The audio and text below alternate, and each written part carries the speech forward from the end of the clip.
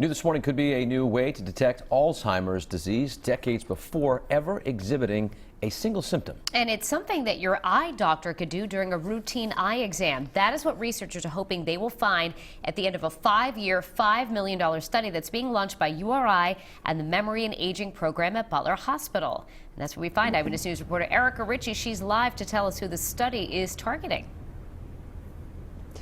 Well, Danielle, anyone between the ages of 55 and 80 years old who is concerned about developing Alzheimer's disease. Now, maybe you're very healthy and low risk. Maybe you have concerns about your memory currently. Perhaps you've even been diagnosed with mild Alzheimer's disease. If so, Butler Hospital here in Providence is looking for 330 of you to participate in this first-of-its-kind study.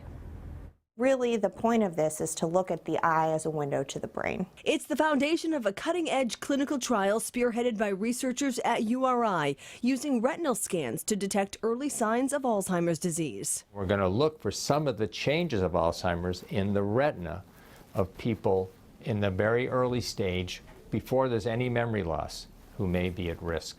Researchers believe in many ways the retina mirrors the brain. URI's Vice President of Research and Development, Peter Snyder, says the cells in the neuronal layers of the retina are the same types as cells in the brain that are attacked by the disease. So cell changes in the retina might reflect the same changes that are happening in the brain. We're treating the retina as the complex system that it is. Doing so, researchers say, will provide a more cost-effective, easily accessible way to detect Alzheimer's before the onset of symptoms than the current method of a PET scan.